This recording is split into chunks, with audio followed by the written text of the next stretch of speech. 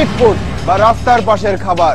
পৃথিবীর অনেক জায়গায় এই স্ট্রিট ফুড এতটাই জনপ্রিয় যে সেখান থেকে খেয়ে এসে দীর্ঘদিন পর্যন্ত গল্প করতে পারে মানুষ। বাংলাদেশেও এই ধারণা জনপ্রিয় হয়ে উঠছে। বাংলাদেশের স্ট্রিট ফুডের মধ্যে সবচেয়ে জনপ্রিয় খাবারের নাম সম্ভবত ফুচকা বা চটপটি।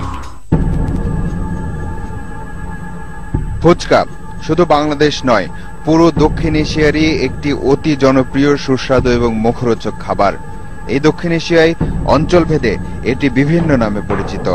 উত্তর ভারতে যখন গোলগাপ্পা, তখন পশ্চিম ভারতে পানিপুরি, কিন্তু পুরো বাংলাদেশে এর অন্য কোনো নাম নেই। সুজন আহমেদ তার স্ত্রী ঋতুকে নিয়ে রাস্তার পাশেই বসেছেন। মূলত ফুচকার দোকান পেলে ঋতু নাকি আর নিজেকে সামলাতে পারেন না, তার এতটাই পছন্দের খাবার এই ফুচকা। বের হইলে আগে অপশন থাকে যে ফুচকা খাইতে হবে, বলি কেন অন্য কিছু আইটেম আছে, বলে না ফুচকাই খেতে হবে। এমন ফুচকা পাগল মানুষের সংখ্যা গুণে শেষ করা যাবে না। ফুচকাটা আমার খুবই প্রিয়, ঝাল প্লাস টক দুইটাই আছে, এই জন্য এটা ভালো লাগে। এ কারণেই স্বল্প পুঁজির এই ব্যবসা বেশিরভাগ সময় ভালো থাকে। মিডিয়াম অনেক ফুচকাটাও চলে ভালো, চটপিটাও ভালো চলে। আগে বেশি ফুচকাটা চলে ভালো চলে।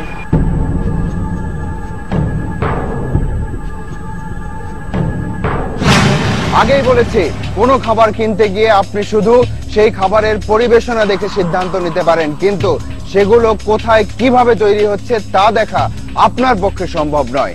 আর যদি সেই প্রক্রিয়া আপনাকে দেখানো হয়, তাহলে আপনার প্রিয় খাবারের তালিকা ছোট হয়ে যেতে পারে। রাজধানীর মীর হাজিরবাগ এলাকা। ঢাকার নানান এলাকাতে ফুচকা তৈরির কারখানা থাকলেও সবচাইতে বেশি মীর হাজিরবাগ ও আশপাশের এলাকায়। শুধু মীর হাজিরবাগেই আছে 1.5 শতাধিক ফুচকা তৈরির কারখানা। একদিন ব্যবসার কথা বলে ফুচকা কিনতে গোপন ক্যামেরা নিয়ে ভেতরে ঢুকে পড়ল তালাশ টিমের এক সদস্য। কিছুক্ষণের মধ্যেই একজনকে ফুচকা তৈরি করতে দেখা গেল। কোথায়, কিভাবে, দেখুন। ফুচকা বানাতে থাকা লোকটি কোন কোন মাপের ফুচকা বানাতে পারে সেটা দেখানোর জন্য উঠে গেল। এবার দেখুন কি হয়। খালি পায়ে ফিরে এলো প্রথম ব্যক্তিটি।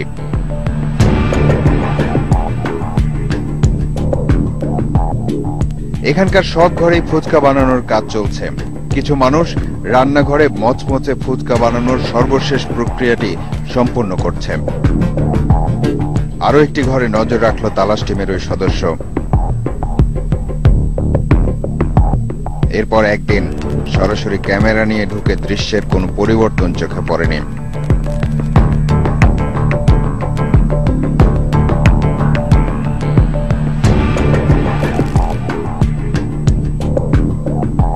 पाव दिए नहीं।